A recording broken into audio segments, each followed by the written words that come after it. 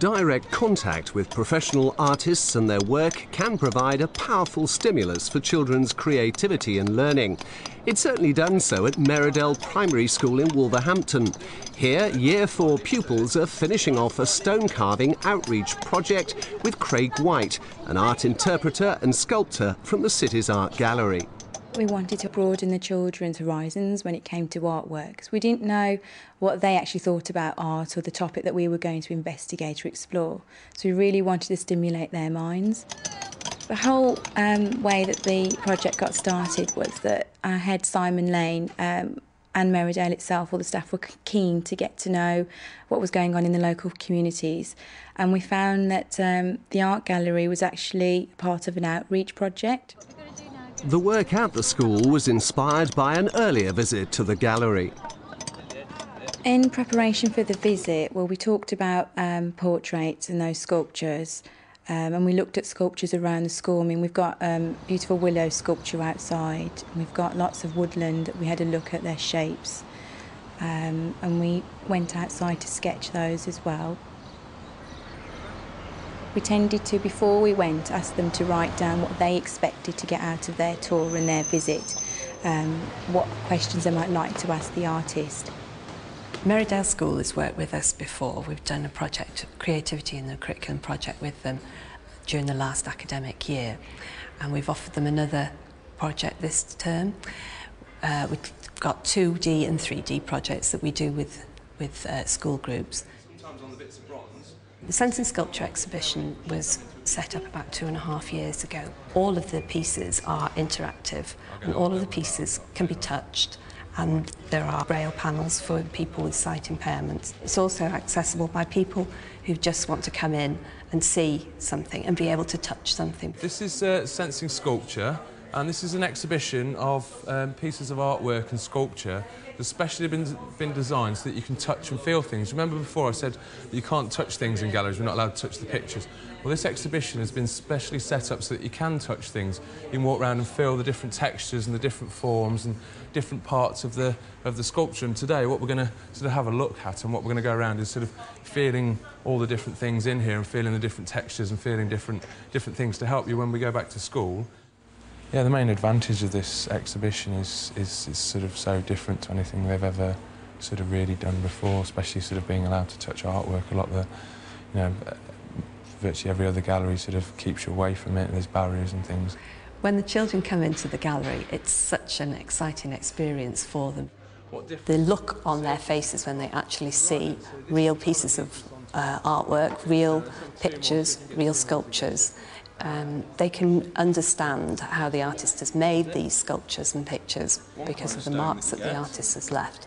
And they really begin to get a connection with the artwork, which is so different to the reproductions that they have in school. We start off with a sensory cabinet that's got lots of sort of various different objects in there, and they sort of basically get their fingers warmed up and touch and feel and guess what objects are what in a cabinet without actually seeing them, and then they walk around and we get them feeling different surface textures like bronze and stone and wood and things like that. With the bronze one, there's lots of sort of quite easy spots, if you know what I mean, and then there's these sort of simple streaks, and then you see on this carving here, the wood carving, we've got sort of lots of gouge marks, and then with this hair here on this one, you see this granite, well, the marble one, sorry, we have lots of fine lines carved into it.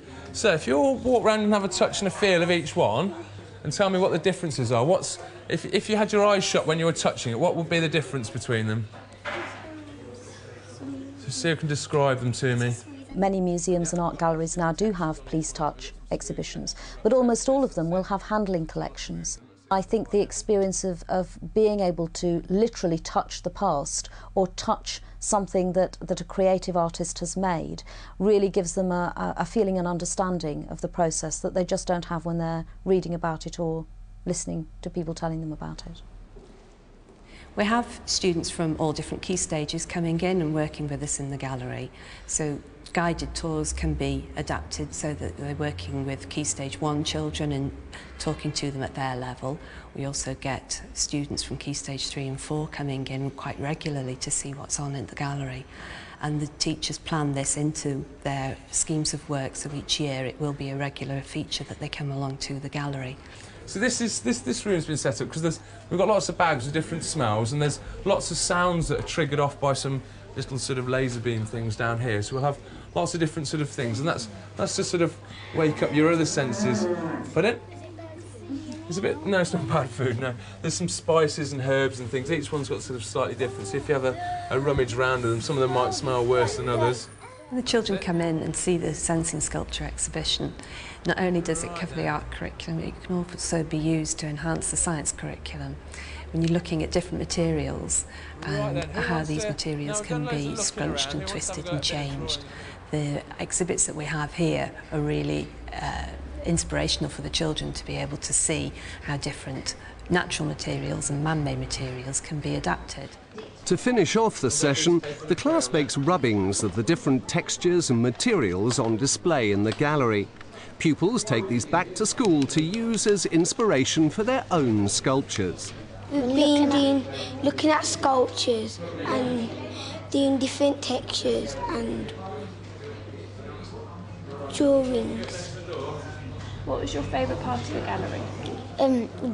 Like getting the piece of paper and drawing and feeling. Why do you like visiting the gallery? It's fun and I like art. Something very stimulating for the children to have another speaker, and the hands-on experience for them is really beneficial, especially when we get back to classroom and they can go back and look at those different techniques that we were shown around the actual classroom and the buildings. A week later, Craig visits the class and gets them thinking about the shapes they're going to sculpt. So to get you started, we're going to do have a look at dreams. Okay, so you might have some ideas about dreams and stuff. And what I've brought in here is something which is Australian art. Have you heard of Aborigines? Their artwork, part of their some of their artwork and part of their cultures and the sort of stories and their history is called sort of relates back to something called dream time. And a lot of these pictures are to do with dream times and sort of ancient sort of ideas that are taken from their dreams and things like that. In this first workshop session, Craig uses his practical experience to help the pupils develop achievable ideas. We've got a spider with all its legs out. Now, if you made that out of stone, what do you think would happen to the legs? Too thin, they'd snap off, wouldn't they?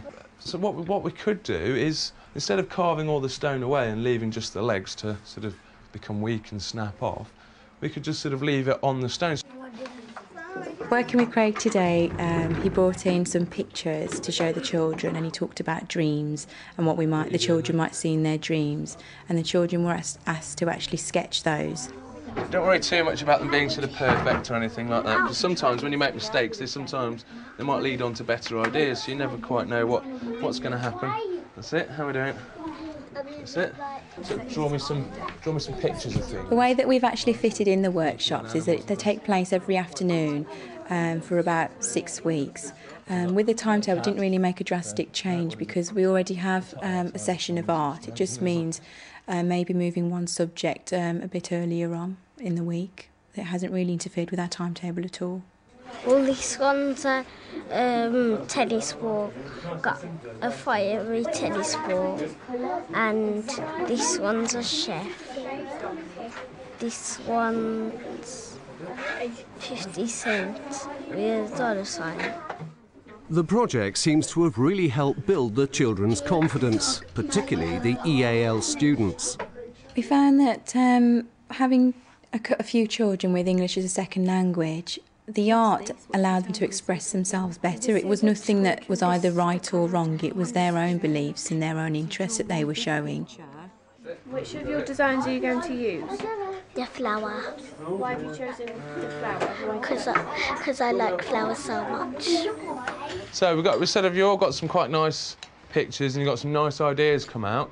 So what you need to think about now is what your final design is going to be. Who thinks they're sort of got their finished designs? Okay, I'll come round and see each one of you very quickly. We've got a cat, haven't we? Yeah. So where do cats live? They have a mat? Yeah. So maybe if we draw the mat in there as well, you can draw the cat lying down so then we haven't got the legs sticking out maybe. How about that? It's fairly important they get all the design right and it all sort of fits into not easily breakable and things like that, so making sure they've got a good idea of what their design's going to look like and a good idea of what they're really doing. You've all done really well.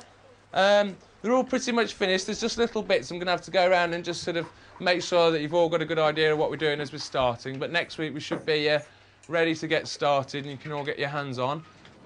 6 weeks into the project, pupils have reached the finishing stages of their sculptures, with the practical element being particularly appreciated. Over the past few weeks with Craig, they've actually done their sketching. They've drawn it onto their A3 paper, cut it out, put it onto the blocks, and then they've started to chisel away at it using a hammer and chisel. By doing a practical hands-on follow-up exercise, the children really were gaining an understanding of the creative process that they would not otherwise have had. So they were actually trying out every stage of it for themselves and understanding in a real way, I think, just how difficult and complex a process this is and how much time and patience it requires. I think we also saw them having enormous fun. The art gallery visit was really beneficial to the children, for them to see the actual sculptures in front of them, talk about them and touch them, and it provided a good basis for them to start their actual blocks. You get it. That's it. Get your hand around it, nice tight grip on it. Both hands on nice tight grip. That hand as well, get that one nice. That's it. My sculpture is a man's face. Wayne's sculpture was coming along really well. He stuck with a simple design, but it's come out really effective. He's come out with his features of the face really well. Today he was actually just filing it all off, and it's a really nice, smooth, freestanding shape now. I've been working on the side to make it flat and smooth so that I can make the hair to make it a bit more stand out. I've been making a chef with his hat and pointy hat. The chisel and the hammer are for cutting off the edges and the file is for smoothing the sides. Have you got to just chisel all the way around? I have to say that some children have progressed really, really well with it, more so than they would say in their curricular subjects like numeracy, literacy or science. They've really found it a lot easier to go ahead with the practical work because they're seeing what they're doing and they've used their own initiative to carry on with it, a lot of the time without much prompting as well. You want your head to have a nice sort of sweep to it, don't you? So what you do, just take that off to get us started. So any big lumps, take them off with a chisel. Okay. The workshops and the art gallery are of great benefit to the children nowadays. When I was at school, we didn't really know where the art gallery was and didn't actually know that it was a fun place to be or a learning environment, or that these workshops happened. Having the opportunity to visit them now with the children and having a qualified artist come in and do work with them just really broadens their horizons and stimulates their minds. We will most likely evaluate the learning and what they have picked up from the actual visit itself and from Craig coming in to work with them. And we really do hope that at the end of the day that children have enjoyed the artwork that we've done and just seen that it's not just about drawing, that it's about doing some practical activities. I think the best bit is seeing where they started, which was just that block, and where it is now, and the fact that the children can feed back and tell you how they've actually created their finished piece. It's just nice to see that finished product at the end.